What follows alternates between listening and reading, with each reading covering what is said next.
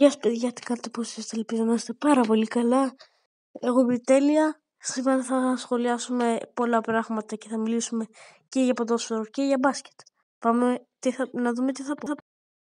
Βρώμικα λεπτά σαν να βγήκα από το βάλτο. Πλούσιο όρκ στο χέρι μου πά. Αυτό είναι ένα τραγούδι ενός 12χρονου παιδιού του Jack Lamar, του Divo και της Spicy, που να λέμε την αλήθεια αυτό το τραγούδι τα Spy. Και απλά για 3 12χρονα παιδιά να κάνουν τέτοια τραγούδια και να πιάνουν και τέτοια νούμερα είναι λίγο σπάνιο στις μέρες μας, ειδικά στην Ελλάδα, που με το ζόρι YouTubers πιάνουν το μύριο. Σωστά λέω παιδιά? Αλλά πατήστε subscribe και σε αυτούς, γιατί κάνουν καλό. Πατήστε ένα subscribe γιατί κάνουν εξαιρετική δουλειά τα παιδιά. Νομίζω όλοι ξέρετε την πάμευση του Χάρη Μιγιώνη και του Χάρη Τάσου ή αλλιώς Καρπούζη και Μάντνη, που δημιούργησαν το 2022 μια ομάδα που βλέπετε και στην εικόνα, που έχει πάρει 3 σερί ανόδους και τώρα είναι λίγο πριν τα επαγγελματικά στην Α1, που βγήκε τρίτη στον όμιλο, νικώντας με τον εθνικό πλέον και τη Δόξα Ρετζικίου, γεννώντας ισοπαλία με Φίνικα Τούπα και Νεάπολη, 1-1 με το Φίνικα Τούμπας και 3-3 με τη Νεάπολη, και είχε ένα πολύ ωραίο γκολ κόντρα στην Νεάπολη, η Μπαμ, του Καραγιαννίδη, νομίζω, του Καπαγιαννίδη. Γενικά είναι ένα πολύ καλό project και εγώ υποστηρίζω Μπαμ κιόλας, οπότε ναι. Νομίζω όλοι ξέρετε την Greek Basket League, τι έγινε και πριν λίγες μέρες με τον Δημήτρη Γιαννακόπουλο και τους Αγγελόπουλους. Δεν χρειάζεται να πω πολλά. Απλά έπεσαν μηνύσεις, τεχνικές ποινές, συνεχίστηκαν οι αγώνες. Ο Ολυμπιακός σήκωσε το πρωτάθλημα, που θα πούμε σε λίγο για αυτό το θέμα. Και υπάρχουν κάποιες λεπτομέρειες που λένε κάποιοι ότι ήταν στημένο και θα πάμε να δούμε τι θα πω κι εγώ για τους τελικούς της Greek Basket League.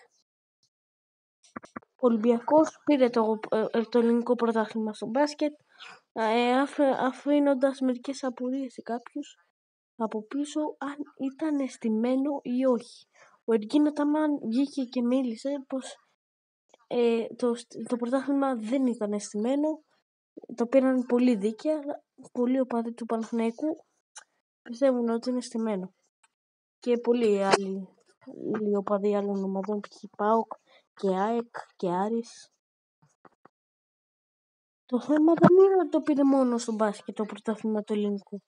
Το πήρε και στο ποδόσφαιρο, πηγαίνοντας πρώτος με πολύ μεγάλες νίκες από πίσω του.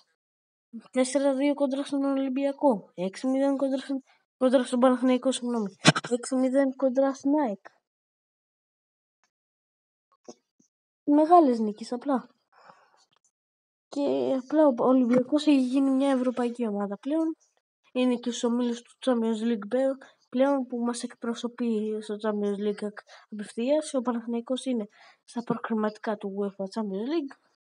Εντάξει, εμείς τώρα λέμε για τον Ολυμπιακό. Ο Μαρινάκης, όταν σήκωσε και αυτό το τρόπαιο, χάρηκε πάρα πολύ. Νομίζω ότι ήταν όλο το βλέμμα του. Αλλά νομίζω και αυτό, κατά τη γνώμη μου, το πρωτάθλημα αυτό του ποδοσφαίρου ήταν αισθημένο. Γιατί πολλές φορές κάνανε μερικές φάσεις για αντίπαλες ομάδες του Ολυμπιακού. Π.χ. θα μπαίνει κάποιο γκολ, θα το ακυρώνανε για να μην χάσει ο Ολυμπιακός. Και άλλο ένα βίντεο φτάσει στο τέλος του. Κάντε ένα like και ένα subscribe μόνο αν σας άρεσε αυτό το βίντεο. Πατήστε το κουδουνάκι, γράψτε ένα σχόλιο γιατί ομάδα να γίνω.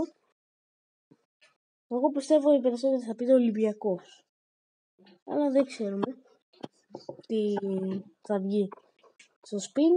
Και να πείτε οι περισσότεροι Ολυμπιακός, μπορεί να βγει ξέρω εγώ Λαμία. Αν πει κάποιος Λαμία, μπορεί να πει Λαμία. Αυτό είναι το βίντεο, τα λέμε μετά από πολύ καιρό, τα είπαμε σήμερα. Γεια σας.